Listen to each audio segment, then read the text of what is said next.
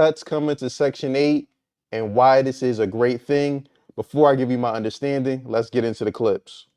I don't know if you guys heard the news, but Doge, led by Elon Musk, has proposed making significant cuts to the Section 8 program. Now, this will affect about 3.5 million low-income families and landlords and property owners who depend on those payments from Section 8. They are also talking about reducing the Section 8 staff by 50%, resulting in delayed payments, delays in inspection, and all things Section 8. Now, here's my personal opinion. Of course, I can sympathize and empathize for people who depend on those programs. Having family members and people within the community, I know how this news may feel scary to them. But the truth is, Section 8 was never created or intended for people to stay on for a lifetime. I do believe there should be time limits, maybe 5 years, so it gives you enough time to go back to school, find a trade, get some training where you can secure employment to get housing where you can go in the market and pay those competitive rent prices. Also, it gives an opportunity for the new people and a new group who can benefit from these programs to be ushered in.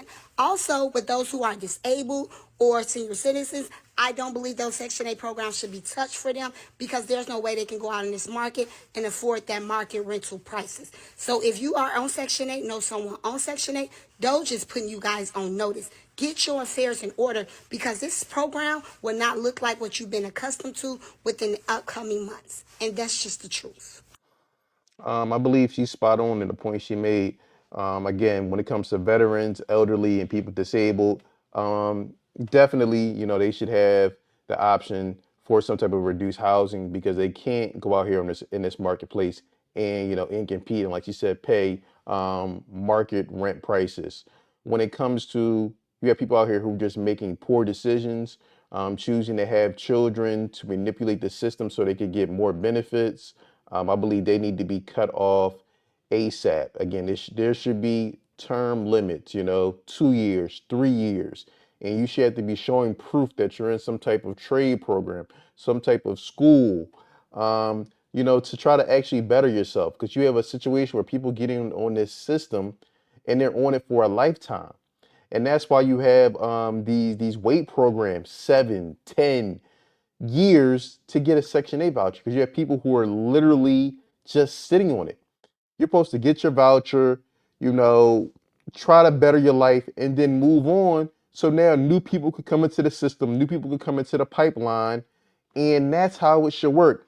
Not people on government assistance for 20, 30, 40 years of their life. I mean, that's just absolutely unacceptable. On a topic that could affect people using Section 8 housing programs. Voucher holders locally have received letters warning them of federal funding being halted and potential rent increases. So much uncertainty many face across this country. That includes those who rely on these vouchers for safe and affordable housing.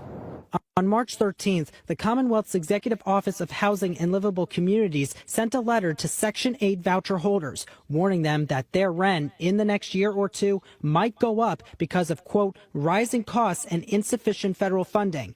And the agency will have to stop its flexible tenant policies. Here's some of what is stated in this letter obtained by Western Mass News this afternoon. It says, quote, unfortunately, we can no longer afford to offer many of these special policies to our participants and will have to return to using many of the same policies that most other housing authorities use. The letter goes on to say, we understand that will increase costs for many households, but we made these choices to ensure that our program can serve as many households as possible given limited federal funding. Now, for context, here are some of those policy changes. EOHLC will no longer pay for a household security deposit, no more earned income deduction in rent calculation, no utility allowances for hot water and cooking, no extra grace period for lower payment standard changes, and $480 of a full-time student's income will be counted. EHOLC says the changes will go into effect on or after May 1st at the voucher holder's next regular or interim rent certification. So what you're seeing going to take place on May 1st in Springfield, Massachusetts, that's just the first domino to drop. I'm sure other states or other counties will adopt similar policies. The thing is this, man, when you're talking about, we all may have a period in life when we're down on our luck, we lose a job, something that we couldn't predict happens, and maybe we need some assistance, and that's not a problem. The issue that we're having is people are using and abusing the system because they actually don't want to go out and work. They're able-bodied. There's no reason they can't go out and put 40, 50 hours in the workplace, but instead they want to be a parasite. They want to leech off other hardworking individuals who wake up every day, who sacrifice, who go without things, and they don't want to do that. They don't want to make those same sacrifices. Again, they want to leech off the system and find ways to finagle and finesse so they don't have to actually contribute. And honestly, we need to put an end to that. But let me know in the comments below, how long do you believe people should be able to stay on Section 8 until they're removed? Should it be 2 years? Should it be 5 years? 7 years? Let me know what you think in the comments below. Personally don't agree with a lot of things Trump is saying, but this one specific thing makes sense to me. To all the people that's on Section 8, he is giving y'all 2 years to get on your feet. Trump said stop being dependent and become independent. I agree. I'm not no hating ass bitch. I'm not knocking nobody's situation. But if you really think about it, Section 8 is only to assist you to get on your feet. Section 8 is a stepping stone to get you on your feet. Section 8 is not something you should depend on for the rest of your life. Government assistance is not something you should depend on for the rest of your life. Keyword, assistance, to assist you. Y'all done got too comfortable. Too comfortable. There's people that's been on Section 8 for like 10 plus years. That's a long time.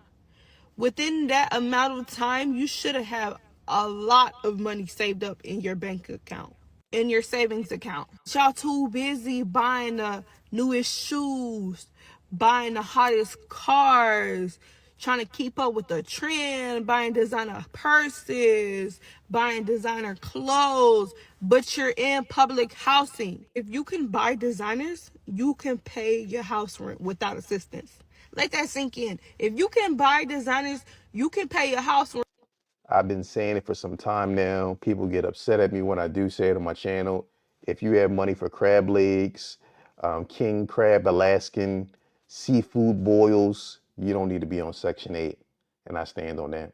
Without assistance. I mean, I get it. There's a lot of single mothers out here also that need those type of assistance. But if you just comfortably living off Section 8 and don't care, that's crazy to me. That's the reason why nobody else can get in, because y'all be on Section 8 for years. Y'all not thinking outside the box. Y'all being so dependent.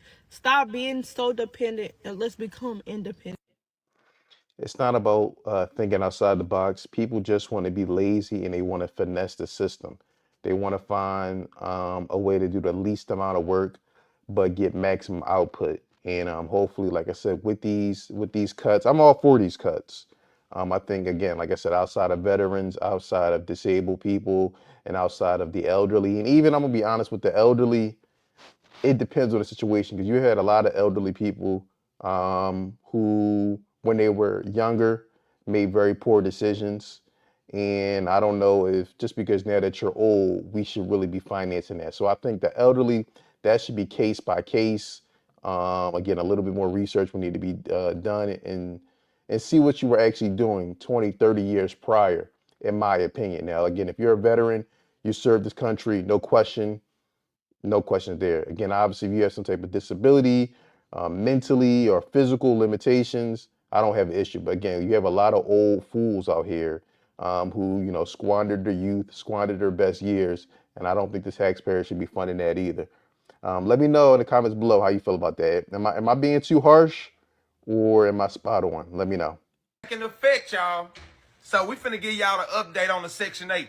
So, like I told the young lady in my inbox, talk about, what about my grandmother? Hey, look, I don't know what's gonna go on with the elderly. All I'm telling you is if you've been on Section 8 for 2 years, you got about 6 to 8 months to get your together and find out something else to do.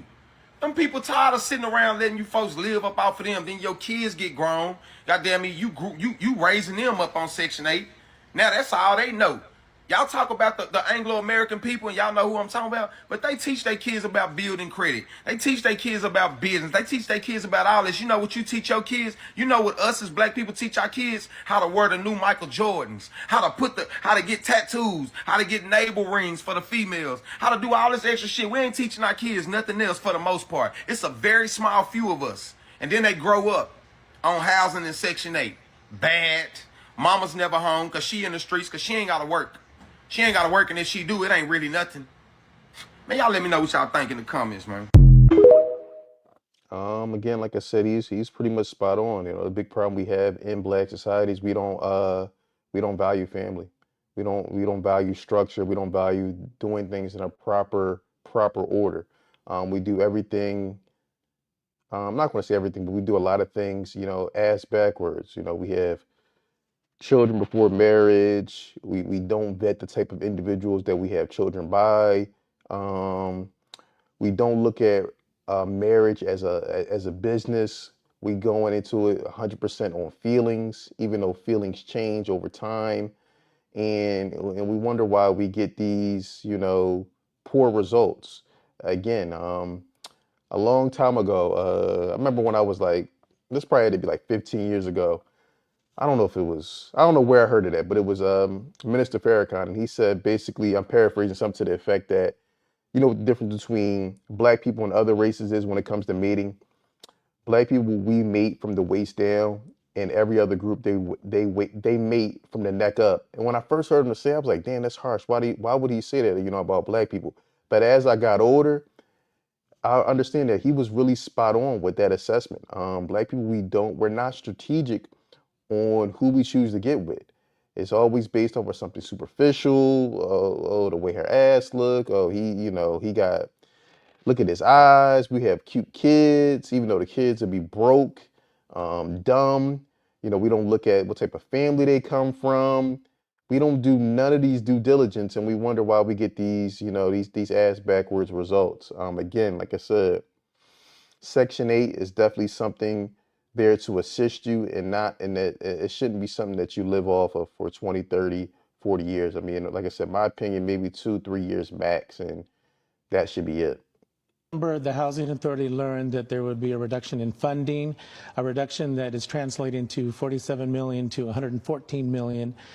Which means that we won't have enough money to pay for the rental assistance for families through the end of the year. The biggest impact would be that we could end up having more folks become homeless.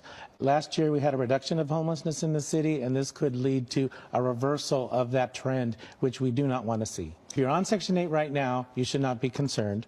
We are not looking at terminating assistance of any families on the program. If you are on our waiting list, we are taking the action of suspending processing applications for 3,300 new families to get on the program. That is the sad reality that we have to take and step we have to take at the moment. Again, like I said, no one wants to see anyone homeless, but again, we have to be proactive instead of reactive. Again, if you know that you're struggling by yourself, you know your life is not together, your finances are not in order, why on this earth would you try to bring children into this world to struggle with you? I never understood people who did that, and I never understood if your money is not right, why your main concern is sex. That should be one of the least things on your mind if you're broke, if you're struggling.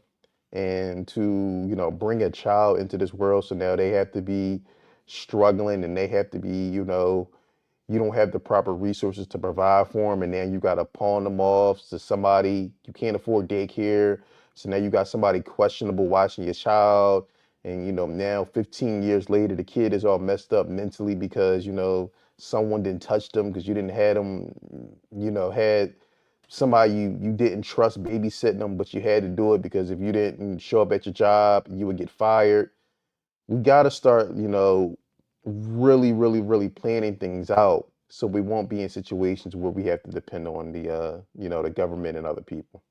Topic that could affect people using Section 8 housing programs. Voucher holders locally have received letters warning them of federal funding being halted and potential rent increases.